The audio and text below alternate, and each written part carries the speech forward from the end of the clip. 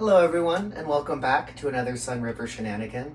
Today I wanted to do a fun thing where growing up we would make this parsley pasta that would always go really well with fish. We mainly did salmon, but this time around you guys will be able to see we have this smoked trout that we vacuum packed and we froze to when we could use it, which happens to be now. And I thought it would be a great time to be able to unveil this dish. As I was preparing for it, I realized that this could be a helpful little trick on how to peel garlic. You can see that garlic has this butt part, and the way I was always taught is you'll cut that out. It's supposedly bitter and doesn't taste very well, and you can actually just take your knife and kind of just hit it. That pop is a good sign because that means that the skin is cracked, and then overall it makes it a lot easier to peel the skin off. You'll still have to try a little bit, but it's easier than if you hadn't. And then in this, we would always cut it into these kind of slivers. And in a little bit, you'll be able to see these slivers look yellow in the olive oil. Like that. So looking around, you can see I have garlic. You can never have too much of that. We have parsley, hence calling it parsley pasta. And we also have the cracked red pepper. Or more specifically, I got chili japones from the store. You can always find them and you can get a great deal on them. And I wanted to be able to use this mortar and pestle. If you ever want to have yourself, I found a great deal on it at a local Mexican grocery store. Almost in any major city there'll be one. And you can find good deals, real granite, on things of this nature. So moving over, and it's really just an infused olive oil. So I'm going to start with our olive oil. I think we got this from Costco as a place to be able to get good deal on things. So the sauce is mostly just olive oil, so you're going to see I'm going to have a decent amount. I'm going to turn the heat on, and I'm going to wait a moment for it to heat up. I'm just looking to yellow the garlic, and the reason why it's going to be called yellowing, as you'll see, it'll turn yellow because of the olive oil. I'm going to add the garlic, the parsley, and the cracked red pepper. And then part of the sauce is a white wine. And the fun thing always about cooking with any wine is that automatically it will pair well with your dish because the flavor is already there. Over here, you can just see that we have the water going for the pasta. I used a generous amount of sea salt. When I'm cooking pastas, I always like to have it be salty enough that as you taste it, you can tell that there's salt in it. One of the things that salt does is it actually makes it to where when the water's boiling, it'll actually be at a higher temperature, which means that it'll boil faster and the noodles will not get starchy. So at this point, we can take our garlic and we can put it in.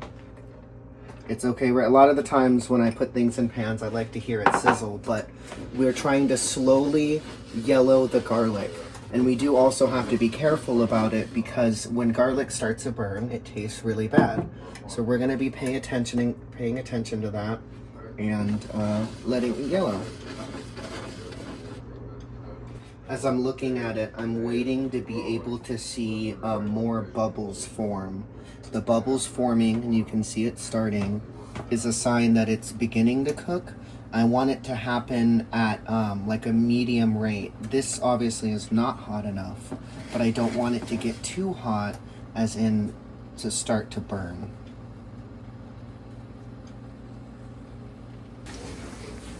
So now you can see this is exactly what I'm looking for as much of the bubbles. It's enough to lift up the garlic and starting to get it to float. I'm going to let it go a little bit longer. I'm looking for it just to start to yellow because there's other steps, so it'll continue to cook, and I definitely do not want to burn the garlic. Whenever you're working with garlic, if you're infusing it into an oil, a couple of shades before what you think is perfect is when you should stop because it's not just instantly cold, it's going to continue to carry over.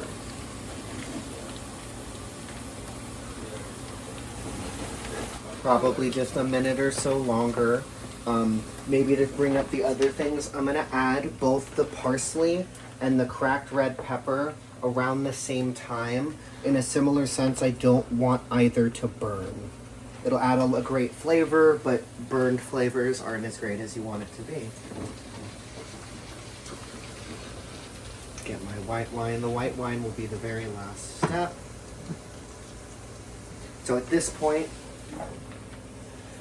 I'm gonna go ahead and start with the parsley. You're gonna hear my favorite sound, which is the sizzle of adding something to a pan. Trusty wooden spoon, mix it in.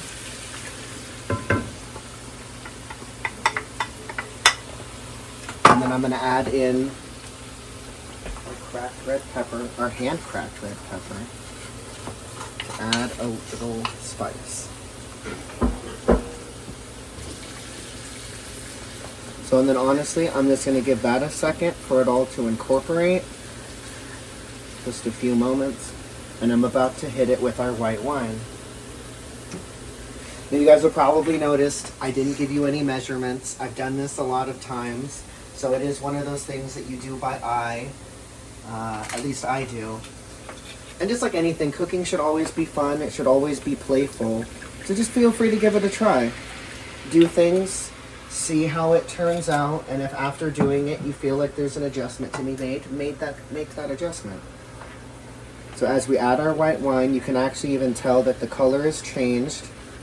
And as you do it, I always would kind of waft the vapors to yourself, and you'll immediately smell that alcohol. As you do that, and if you don't smell alcohol, the alcoholic part of the wine is cooked off, and you're done. So that's all I'm going to wait for. Is that alcohol smell to go away, and then I will add our smoked fish, and we'll be done. Our water is boiling. I'm even going to wait a second. You want to wait for that rolling boil. You want your water to be as hot as it possibly can be, because that heat is what will prevent it from becoming starchy and gummy in your mouth.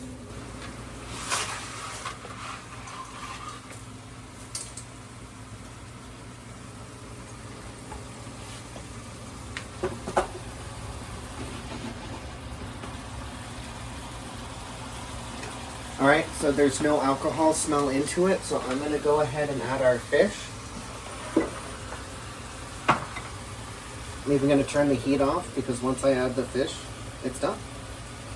This is a little different than the way I grew up doing it, only in the fact that we would cook whatever fish it would be in the oven, and then just have it over top of the pasta. But seeing how this is already a finished smoked trout, I'm just going to put it right in. Now growing up, we tended to do it with salmon. And at the end, I would always add a little soy sauce because I felt like it needed a little bit of saltiness, a little bit of that umami flavor. But I'm highly confident that this smoked trout is going to do that and more. So I'm excited to try it with this. Even all of that's totally okay. As you cook noodles, it tends to want to boil over. You can, when you have a lid on it, you can just pop it and give that steam a place to escape. You'll have a higher temperature with the lid on it, but who wants to make a mess in their kitchen?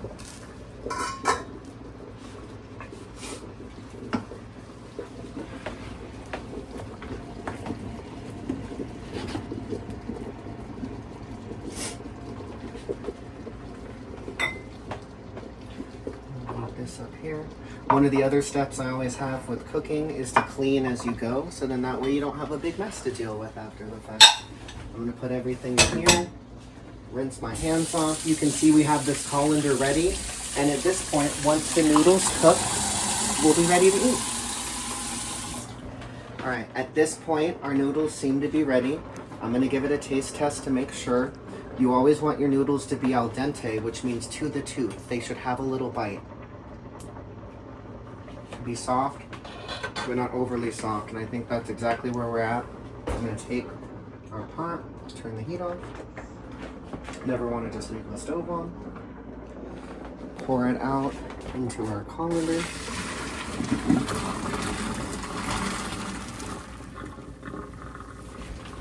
So with pasta in general, it's going to come out hot, so it should happen pretty fast. But you're going to want to wait for it to dry to where there's no water before you add a little oil so it won't stick together.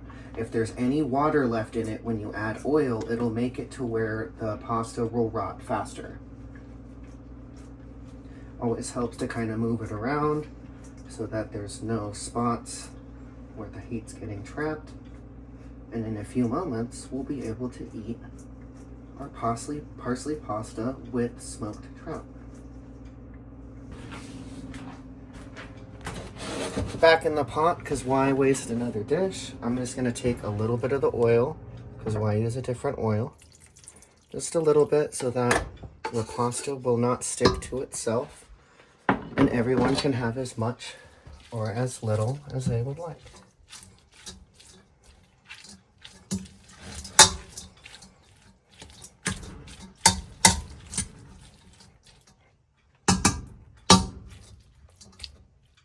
And now for the taste test. Get a little bit of it.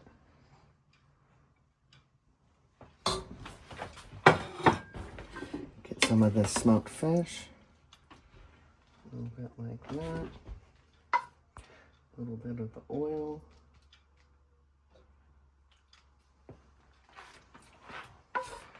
A little will go a long way.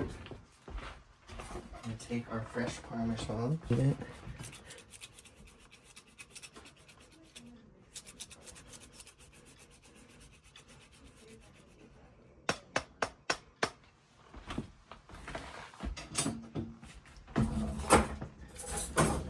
And now for the moment we've all been waiting for, or at least definitely I've been waiting for. Do my mom proud and twirl it. Do my best not to slurp.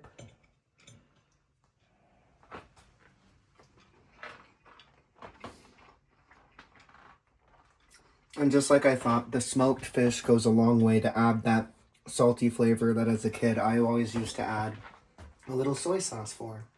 So there we go. That was our Sun River shenanigan. We have parsley pasta with smoked trout and Parmesan cheese.